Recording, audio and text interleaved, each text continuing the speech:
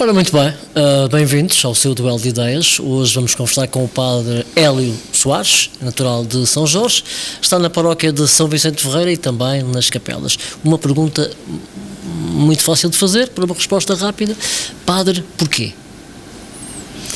A resposta não pode ser muito rápida. Em duas palavras. Em duas palavras. Acima de tudo, uma consciência de viver em igreja e para a igreja de forma diferente, de um discipulado de Cristo também, exercendo o ministério, não vamos cá ver, não é de comuns fiéis, no sentido, mas exercendo o meu sacerdócio batismal, passando também para o sacerdócio ministerial. Portanto, isto teria que ser mais desenvolvido, mas acima de tudo, por um discipulado de Cristo. A Cristo. Muito bem, faz-me elemento. Sr. Padre, muito obrigado por ter aceito o nosso convite, e nós, como é tradição neste programa, gostamos muito de bisbilhotar a vida do nosso entrevistado. Tem uma vantagem, é que estas pequenas biografias ficam para a história gravadas, e amanhã, quando for preciso saber alguma coisa da vida, quando eu chegar a bispo, a gente vai ao nosso programa. Não ocorrerá, certamente. Não sabemos. Sr. Padre, nasceu em São Jorge, aonde? Paróquia e localidade de Santo António, freguesia de Norte Grande, concelho de Velas, Costa Norte, em frente à Ilha Graciosa. A sua freguesia tem muitos habitantes, poucos habitantes? Portanto, a freguesia em si, presentemente, está a andar nos 300 e tal. Portanto, a freguesia de Norte Grande é composta por 3 localidades. Localidade de Santo António, localidade de Norte Grande, que é a sede de freguesia, e localidade de Ribeiro da Areia, geograficamente distintas, com 3 ou 4 nasce em qual delas? Na primeira, portanto, isto estamos na Costa Norte, de São Jorge, concelho de Velas. A sua família é uma família de lavradores? Lavradores, toda a vida, até sair de São Jorge, cresci entre vacas, galinhas e porcos. Mas está em São Jorge toda a sua infância, não é?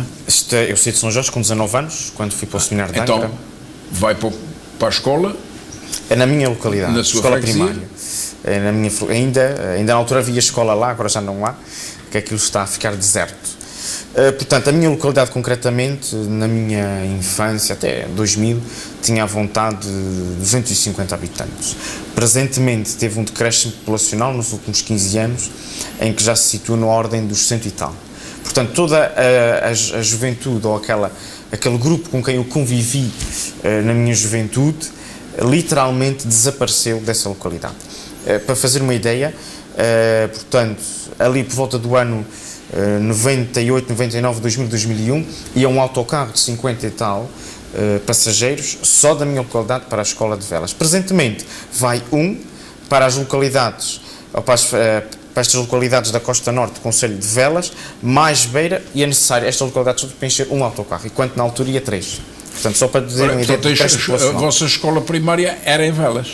Não, em Santo António. Em Santo António. Eu vou mais, e aí tem quantos professores? Em Santo António, portanto, 2. Um primeiro e segundo ano, outro segundo e terceiro ano. E diga uma coisa, e esses professores marcaram de alguma maneira? Sim, posso dizer que sim, de forma geral. A minha primeira professora foi uma senhora Conceição, e a segunda... Que era natural de São Jorge também? Sim, das Manadas. Essa foi só alguns meses, até o Natal, porque não seja o motivo, porque a que se vem substituir a professora Anabela, natural da terceira. Inclusive eu cheguei a me encontrar com ela depois, quando estive no seminário na terceira. Portanto, estes são os meus primeiros professores. Eu na escola primária em São António tive 5 professores.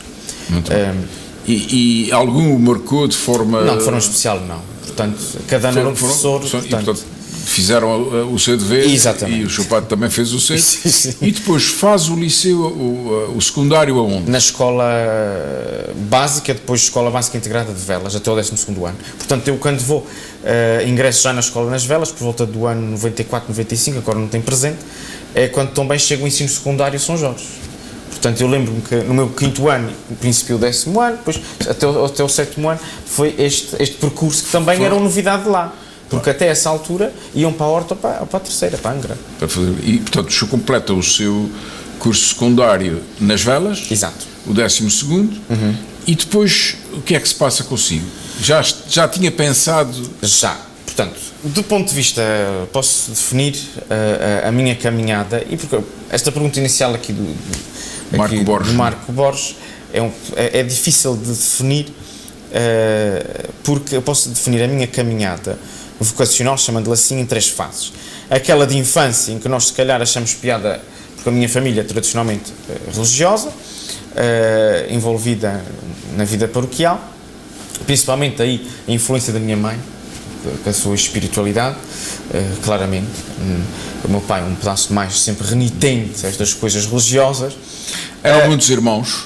Somos 3. Eu sou mais novo, com uma diferença muito significativa face aos 2 mais velhos. Faço a minha irmã, imediatamente acima de mim, 19 anos, faço o meu irmão 21 anos. O meu irmão mais velho já faleceu. São 2 rapazes e uma rapariga. O seu irmão mais velho já faleceu com 34 anos de infarto.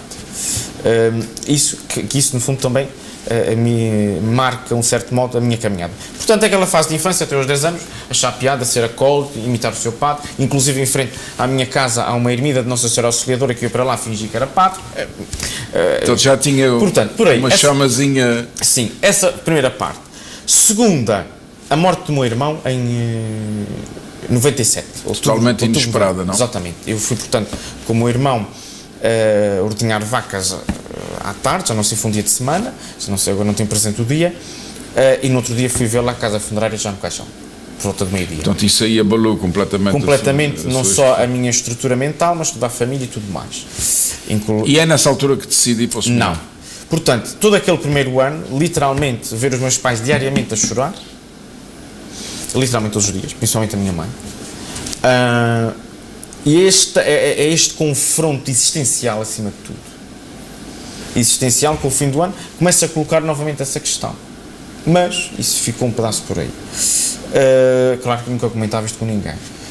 Depois, passa-se alguns anos, portanto, em 2001 há uma chamada Missa Nova, ou Missa de Ação de Graças, de um padre que é ordenado, neste caso o padre Hermínio Vitorino, que é jesuíta, natural da minha paróquia também, em que todo aquele, levou-se quase um ano sempre naquela expectativa da Missa Nova, preparar grupos corais, tapetes, envolvência com jovens, nós tínhamos ainda muitos jovens nessa altura, eu sempre fiz parte do agrupamento de escuteiros, da Filarmónica, que também existia, já não existe, e portanto, esse ambiente de preparação e depois a própria celebração em si, e o convívio com os seminaristas jesuítas que por lá estiveram praticamente uma semana, alguma meia dúzia mais ou menos, é que me fazem novamente o redespertar. E portanto, este ano de 2002, 2003. Esses jesuítas eram jorgenses ou eram... Não, só ele é que era jorgense, mas ninguém era jorgense, passaram por lá. Nem açorianos, tudo continentais. E todo este ambiente é que me faz novamente questionar. E portanto, eu entretanto começo já a dialogar essa questão com o meu pároco, inclusive com uns outros padres que passaram, o padre Norberto aqui de Ponta Delgada, que foi lá fazer um shalom entretanto e que eu participei, mas tudo ainda muito tenue e com muita indecisão. E como é que eu me decido? Na véspera do meu exame de alemão, 12º ano, exame nacional, que era aquele que eu tinha mais dificuldade, nunca foi daquelas opções que não devia ter feito, estudar alemão, que eu quase que em jeito de promessa, se passar nisto eu vou para o seminário. E portanto, e a partir daí passei. E vai para a terceira? Vou para a terceira, o primeiro ano claramente também há experiência, eu confesso, o segundo dia ou terceiro em que estive lá, em que entramos realmente naquela vida comunitária, em que eu penso assim, estávamos na capela logo de manhã, todos a rezar laudos, oração matinal, e digo o que é que eu estou aqui a fazer, que não percebo nada disto, virar páginas para um lado da liturgia das horas, a rezar salmos ali dentro de um quadro, levanta, senta, canta agora, reza daqui a instante, mas o que é isto? Isto é um convento, o que é? Mas enfim, depois adaptei. Depois integrou-se, adaptou-se. Exato. E quantos anos é que está no seminário? De 2003 a 2009. Portanto, 6 anos. Exatamente, chamado Sexênio Filosófico Teológico. A partir daí nunca mais teve dúvidas relativamente àquilo? Não, aquele primeiro e segundo ano algumas dúvidas, depois entrei claramente, é isto que eu vou seguir.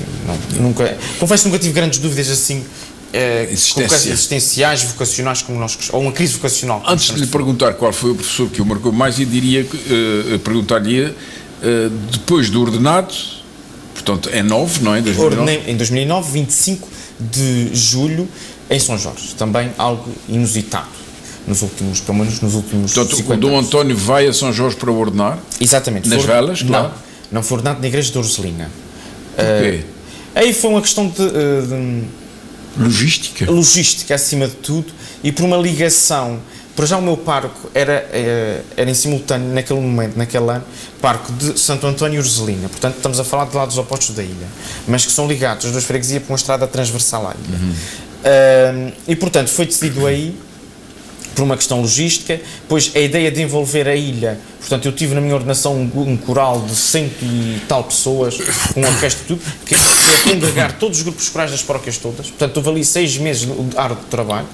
E depois matou-se uma vaca ou duas de sopas de Espírito Santo para toda a gente. Portanto, eu sei contabilizar pelos pratos, serviço quase 2.000 refeições. Muito bem. Depois é colocado aonde?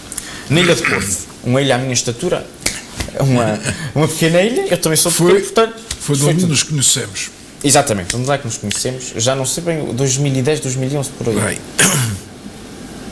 o que é o Corvo para si? O que é o Corvo?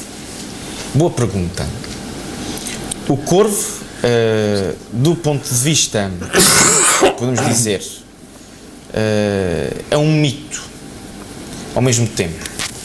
Era um mito para mim e se calhar era um mito para os corvinos. Porquê? Porque quem está de fora, o Corvo desperta curiosidade, como é que 450 pessoas mais ou menos conseguem viver em 17 km quadrados, rodeados de pomar, chuva e vento por cima, no inverno. Portanto, apanhar 120, 130 km/h no inverno é normal. É normal. Se calhar é um terror para os continentais, de vez em quando, mas para os corvinos é normal. E para si? E para mim, eu adaptei-me claramente. Já tinha estado lá no tempo do padre Alexandre Medeiros, portanto, aí já não sei bem o ano, em 2006 por aí, talvez, na Páscoa, uma semana. Portanto, já sabia do ponto de vista geográfico o que é que ia encontrar. O que é que encontrei do ponto de vista humano, acima de tudo? Uma comunidade que tem muitas potencialidades, mas se calhar não se desenvolve nos detalhes pelas... Condições geográficas? Não só pelas condições geográficas, acima de tudo pelas divisões e cisões internas que existem. Portanto, há a ideia histórica de que o Corvo é uma ilha comunitária. Muitas vezes costumam ser uma grande família. Eu digo que é uma grande família que se dá mal. Portanto, não estou aqui a fazer juízo. Então, o seu papel foi importantíssimo para harmonizar... Tentei, numa fase que acho que poderia, inicialmente, os primeiros 2, 3 anos, achei que poderia ser conciliador. Cheguei a um ponto que aquilo... Cheguei à conclusão que as alianças no Corvo, sejam elas quais forem, fazem-se e desfazem-se com muita facilidade, conforme a conveniência pessoal. Portanto, o corvino, para mim, os partidos políticos são um mal maior para os corvinos. Porque provoca ou aumenta a divisão. Exato. Mas isso era uma perspectiva religiosa, não é? Perspectiva religiosa, moral, sem ser, portanto, provoca... O senhor não é político. Não, mas lá Nunca a política está em tudo. E é transversal. Não posso dizer que não é política. Interesses pessoais camuflados por interesses políticos. Mas vamos lá ver, eu participei na procissão de Ramos. Sim. E adorei ver aquela pequena população devidamente enquadrada, como se estivéssemos numa grande cidade, com o seu sacerdote, disciplina total. Sim, nesse sentido... Cumprimento. Portanto, essas divisões não impedem o essencial, não é? Não. Nesse sentido, não. Irritam-me talvez, não é? Irritam-me talvez. Irrita, porque às vezes é preciso um bom jogo de cintura, ou precisava de um jogo de cintura, em alguns aspectos. Portanto, antes de tomar alguma decisão, era preciso ter em conta muitas sensibilidades. Claro. O senhor teve no Corvo 4 anos. 4 anos, portanto, deu para conhecer essas sensibilidades todas. Sim, todas pessoais, conhecia toda a gente. E apreciar. E agora diga-me uma coisa, o senhor, a determinada altura, vai para a universidade? Sim, no meu, portanto, o ano académico de 2010, 2011. Porquê? Porquê? Em primeiro lugar, voltando atrás na minha caminhada vocacional, em 2003, uma das minhas dúvidas era se ia para o seminário ou se ia para a universidade. Estudar História, sempre fui um apaixonado por História. E, nesse sentido, Já no seminário, também, sempre foi a minha melhor cadeira, História da Igreja, História do Património, e responsável pela biblioteca do seminário, portanto, também uma grande biblioteca, que nós temos, mais de 70 e tal mil volumes, e é nesse sentido que, no fundo, olhando para o tempo que tinha disponível, porque no Corvo eu tinha que inventar coisas para estar ocupado, Claro. que faço, de certo modo, concretizo ou tento conciliar dois gostos, ou duas vocações, se calhar o mais adequado. E é aí que faço, durante os últimos 3 anos estou no Corvo, faço a licenciatura em História na Universidade dos Açores, com vindas frequentes, conforme o semestre, claro, a São Miguel, mas pelo menos, no mínimo, 2 vezes em cada semestre. Qual é o professor, agora faço-lhe a pergunta, qual é o professor que o marca mais no seminário e qual é o professor que o marca mais na universidade? Portanto, no seminário, o professor que mais me marcou pela sua idade, pelo seu testemunho, pela sua espiritualidade e forma de encarar o seu ministério sacerdotal, o Dr. José Nunes, meu conterrâneo, natural dos Rosais, mas que saiu de São Jorge com 10, 11 anos e que só volta lá no dia 1 de agosto de cada ano e regressa o dia 31 de agosto de cada ano. Portanto, as suas férias são a imagem da sua vida metódica que tem no seminário. Portanto, uma pessoa muito metódica, muito Sim, sim. Organizada, Claramente. e é esse homem que lhe transmite, portanto, a formação. Assim, sim, esse, em primeiro lugar, pela sua espiritualidade. O segundo, o meu diretor espiritual, o padre Ângelo Valadão, natural das Flores, e que foi pároco da minha terra durante 10 anos e que saiu de lá um ano antes de eu nascer. Portanto, esteve lá de 73 a 83. E depois vai para professor de seminário? Não. Depois vai para a Terra Chã, Flores, Mas acaba Madalena, no seminário. E está na terceira. Presentemente, não tenho, agora estou na dúvida se ainda é professor. Esteve doente. Mas foi ser professor no seminário? Foi. Enquanto eu estive O que é que lá, ele lecionava? O que é que ele lecionava? acima de tudo, a espiritualidade. Lecionou também a História da Igreja, conforme a necessidade, mas a base de formação dele era teologia dogmática, que depois acabou por nunca lecionar esta matéria, porque era exatamente lecionada por este Dr. José Nunes. E, portanto, a espiritualidade, a História da Igreja, estas disciplinas... Também eram as disciplinas que o apaixonavam mais, talvez, não? Sim, em certo sentido. E depois era o diretor oficial da casa, diretor espiritual, e ao mesmo tempo o meu pessoal nos primeiros anos. Depois mudou.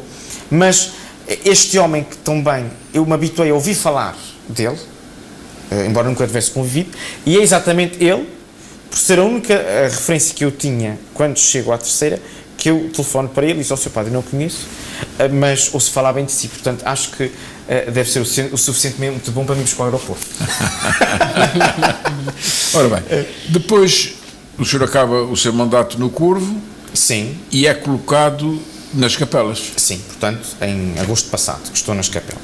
Mas, concluindo o Corvo, a experiência que tive no Corvo, apesar de ver esta realidade muito própria do Corvo, e que eu compreendo os motivos porque ela existe, por vezes, porque os corvinos, no fundo, mas a questão é uma festa, estão todos lá juntos. Claro, portanto, chega a ser, são quando divisões nestas aparentes, coisas não é? mais supérfluas e de divertimento, estão todos lá. Não há... Portanto, eu não tenho outro remédio. Há a Soriana, não é só o Corvo. Exato.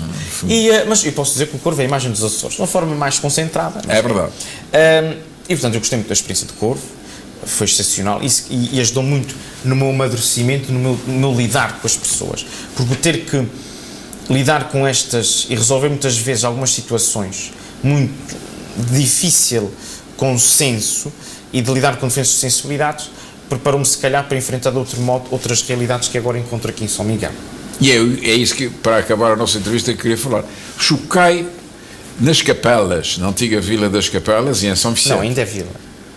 Sim, formalmente. Sim. Já não é concelho, Sim. não é? Antigamente a palavra vila estava ligada a concelho, tinha a Câmara, tinha os juízes, era uma coisa diferente, mais bem estruturada. Estas coisas honoríficas são muito engraçadas, mas não têm fundamento. Falta-lhes a raiz que põe a funcionar uma comunidade. Não é? Uma junta de freguesia não é uma Câmara Municipal, não é? Exato. E, portanto, Mas os capelenses gostam. Claro, como os E, de água portanto, eu pó, também alinho nessa... com certeza, não é? Que remédio Essa temos, ideia. como líderes espirituais, não tem outro remédio, não é? Eu agora digo uma coisa, diferenças entre o Corvo e as Capelas. Bem, eu até não colocaria tanto nesse sentido. Então, semelhanças. Não é isso. Portanto, em primeiro lugar, a religiosidade e a miquelense, a estrutura sociológica de São Miguel não tem nada a ver com as restantes ilhas. Ponto assente. O Corvo, a grande principal mudança é passar de uma ilha pequena, com 450, para passar para 2 paróquias, que no seu conjunto têm cerca de 7.500 habitantes. Portanto, nas capelas tem tantas crianças na catequese como tem habitantes no Corvo. Portanto, isso para si assustou? a primeira vez, sim. Quando começam na primeira reunião geral de catequistas a dizer a criança, digo que credo, Senhor, como é que isto se vai conjugar, mas enfim, depois é tudo com naturalidade. Mas confesso que aquele primeiro impacto, eu confesso que vim com muita renitência,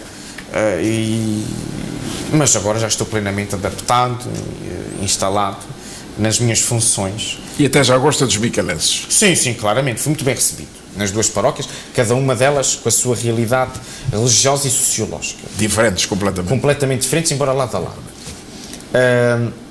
E nesse sentido, é audacioso acima de tudo. Enquanto no Corvo eu tinha que inventar, perdão a expressão, mas por vezes tinha que inventar coisas para estar o tempo ocupado.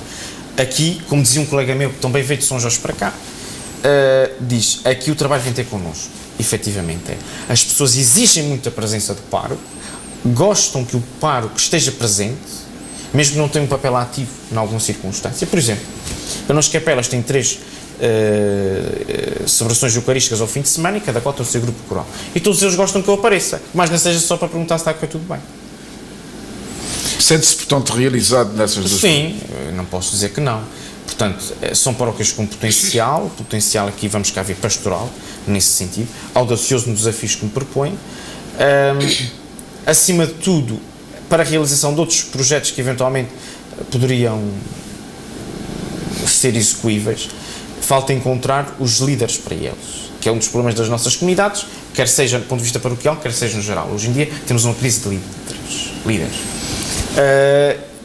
E nesse sentido, mas tudo a seu tempo. Tudo sabe. Tudo a seu tempo. O senhor tem viajado muito para fora dos Açores ou não?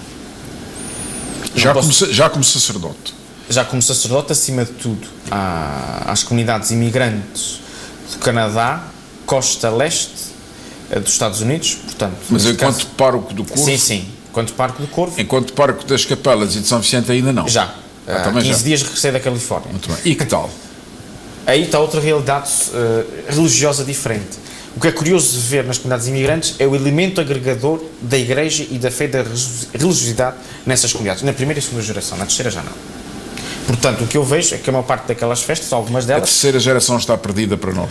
Não digo que seja perdida, mas estão totalmente inculturados na sociedade americana, que sofrem os mesmos males que os nossos estão aqui a sofrer, que é a questão do consumo, a questão da fé reduzida muitas vezes a uma dimensão muito privada ou até da consciência, e portanto, às vezes também a fé é uma necessidade, é um hábito e é também uma consciência de ser discípulo de Cristo. E portanto, o que vemos muitas vezes nessas comunidades imigrantes é efetivamente que as comunidades ou as gerações mais recentes ou mais novas, e falo até para os meus primos, que tenho, alguns da minha idade, primos segundos a maior parte deles, participam por participar e só circunstancialmente porque os pais pedem que eles vão. Portanto, vejo que algumas comunidades têm a preocupação de colocar como líderes daquelas chamadas comissões de festas nova geração, enquanto que outras nem por isso. Portanto, aí está em causa a própria sobrevivência das mesmas festas e das mesmas comunidades. Portanto, eu acho que nos próximos 20 anos essas chamadas festas das comunidades imigrantes, muito à volta de Nossa Senhora e do Espírito Santo, para os do Grupo Central, para os miquelenses de Santo Cristo também. Já agora que fala de Santo Cristo, como é que percepciona a força do culto ao Senhor Santo Cristo em São Miguel? Com que ideia é que fica? Percepciono que está muito arraigado na espiritualidade miquelense e nos Açores em geral, porque nós vamos passando por quase todas as ilhas, existe um Santo Cristo, alguns numa ermida ou numa igreja qualquer. Eu recordo a minha ilha natal, São Jorge, a Caldeira do Santo Cristo, também santuário diocesano. E nesse sentido está profundamente arraigado como as romarias quaresmais. Portanto, penso que se pode até fazer estes dois polos que marcam a espiritualidade miquelense. É um culto. O povo micaelense é mais espiritual do que os outros? Eu não estou a dizer que seja mais espiritual. Agora, a religiosidade popular micaelense é diferente das outras ilhas. Para melhor ou para pior? Não digo que seja nem para melhor nem para pior, agora para ter uma atitude aqui de equilíbrio, mas uma espiritualidade muito própria e que é preciso compreender. Eu presentemente estou numa atitude de observador. Portanto, vir às festas do Santo Cristo e participei no sábado e no domingo, nas procissões, entende-se, porque não havia tempo para ir às celebrações eucarísticas, porque também, para perceber como é que isto funciona e qual o impacto, vejo que há muito de vista, no fundo, por uma expressão, fogo de vista em algumas coisas, mas, por exemplo, verificar ou participar na vigília, e eu estive no princípio, na igreja de São José, no sábado à noite, ou participar na procissão da mudança, penso que são momentos mais intimistas. Já a procissão de domingo, há ali um misto entre uma primeira parte da procissão e uma segunda parte da procissão, que distingue claramente a vivência e a postura de quem está. Claramente. O contexto cívico não tem nada a ver com as... Mas sabe que a permanência das grandes autoridades da ilha e até às vezes do país, não é? O rei Dom Carlos, aquela posição foi repetida para o rei Dom Carlos se integrar nela, não é? Fora já do tempo próprio, ele esteve cá em julho, e é o símbolo de que as autoridades desta terra vão atrás do Salvador e não ao contrário, não? Isso não lhe diz nada, não lhe muda um pouco a visão daquela gente que vai ali como autoridade, não? Vão não como obrigação de ir, mas porque acham que o seu lugar é ali devidamente enquadrado. Podemos ver isso em várias perspectivas. Qual é a sua? Eu não tenho propriamente uma, mas podemos continuar nessa sua ideia, pegando na sua ideia. Efetivamente, se o povo está, as autoridades estão com o seu povo, e podemos ver numa perspectiva mais, que tem sido de certo modo a orientação geral da Igreja, que é separar o que é de César, a Deus o que é de Deus. Muito bem. Eu se calhar comungo um pedaço dessa nova perspectiva pastoral, mas reconheço que, e se calhar nas outras ilhas isso está mais separado. Aqui nota-se mais essa simbiose. Mas enfim, é uma experiência interessante. Muito obrigado. Que carece de uma boa análise pastoral e que eu, inclusive, já propus aos meus colegas de ouvidoria no almoço que tivemos ontem, que para o ano que vem, dado que a ouvidoria das capelas pertence ao Conselho de Ponta Delgada, devemos, se calhar, analisar, refletir e propor algumas iniciativas pastorais no âmbito da Festa do Santo Cristo para a ouvidoria das capelas. Muito obrigado, Sr. Padre Hélio Soares, pela gentileza da sua entrevista e até sempre. Da minha parte também quero agradecer o convite que me foi feito por vós e que muito agradeço. Muito obrigado. Hoje não temos livros, não é? Hoje não há livros também. Hoje não há livros. Muito bem, falamos com o nosso duelo hoje com o Padre Hélio Soares, natural de São Jorge e que está na paróquia de São Vicente e das Capelas. O duelo de ideias termina aqui, para a semana voltamos. Até lá.